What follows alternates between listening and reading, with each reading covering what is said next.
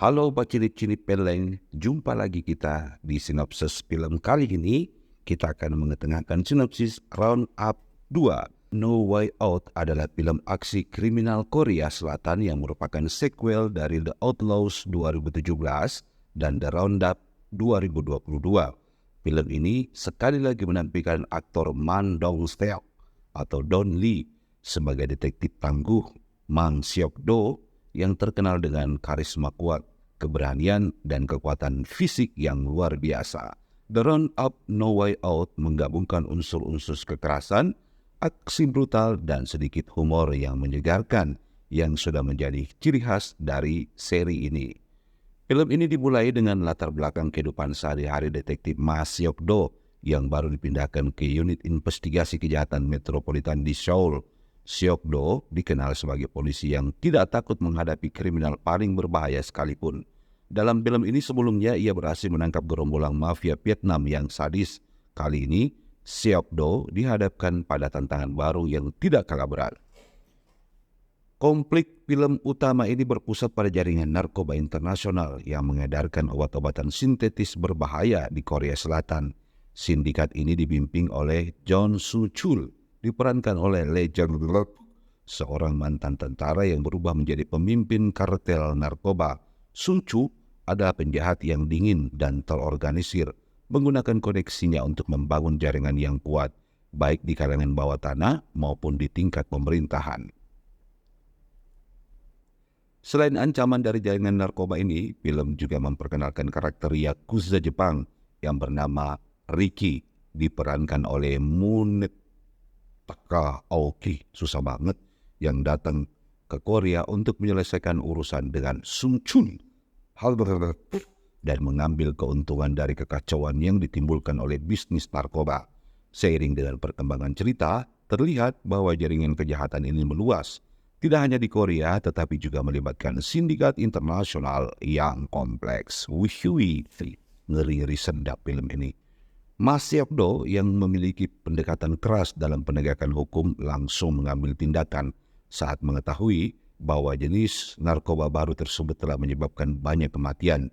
Bersama dengan timnya, ia melancarkan operasi untuk memburu Sung Chul dan para antek-anteknya. Investigasi ini memperlihatkan kekejaman Sung Chul dan bagaimana kartel beroperasi dengan sangat kejam, tidak segan-segan membunuh siapapun yang menghalangi mereka. Aduh, ribet banget nih. Selama penyelidikan, Seok-do juga menemukan fakta bahwa ada keterlibatan oknum pejabat pemerintahan dan polisi yang berkorup yang membantu melindungi operasi sindikat ini. Hal ini menambah kompleksitas kasus karena Seok-do tidak hanya harus menghadapi para kriminal brutal, tetapi juga harus menghadapi pengkhianatan dari dalam institusinya sendiri. Dalam film ini kita akan diperlihatkan dengan puncak konflik. Pertarungan klimaks dalam film ini terjadi ketika Ma Seok-do berhasil menemukan lokasi pertemuan besar antara Sung Chul, Yakuza Jepang, dan para pengedar narkoba lokal. Adegan aksi yang intens terjadi di sini, di mana Seok-do menghadapi ratusan preman dan pengendara narkoba dengan baku hantam yang sangat brutal. Pertarungan tangan kosong antara Seok-do dan Sung Chul menjadi puncak dari film ini, di mana kedua karakter menunjukkan keahlian bertarung yang memukau. Dengan kekuatan dan keterampilan bertarungnya, Seok-do akhirnya berhasil mengalahkan Sung Chul dalam adegan yang sangat dramatis. Namun, masalah belum selesai di sini. Setelah mengalahkan Sung Chul, Seok-do harus berhadapan dengan Riki, Yakuza Jepang, juga merupakan ahli dalam seni bela diri. Pertarungan antara Seok-do dan Riki menjadi salah satu sorotan utama film ini, dengan koreografi pertarungan yang intens dan sangat memacu adrenalin. Akhirnya, pastilah Seok-do berhasil menaklukkan kedua lawannya, tetapi bukan tanpa luka dan pengorbanan. Operasi besar ini berakhir dengan penangkapan besar-besaran terhadap para pengedar narkoba dan pembongkaran jaringan korupsi yang terlibat. Pemirsa Pacing-Cini Peleng, kita akhirnya berada di fase penutup. Film ini berakhir dengan Ma Seok-do yang kembali ke kehidupan normalnya.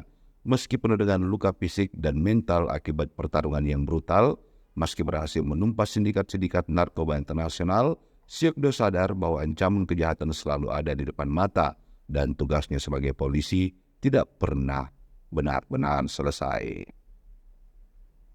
Oke, ciri-ciri film keseluruhan The Round of No Way Out adalah film aksi yang sangat menghibur dengan intensitas tinggi, pertarungan yang memukau, dan karakter-karakter yang kuat. Meski tidak menawarkan banyak hal baru dalam hal plot, film ini tetap layak ditonton, terutama bagi penggemar aksi brutal dan pahlawan tangguh seperti Ma Seok-do.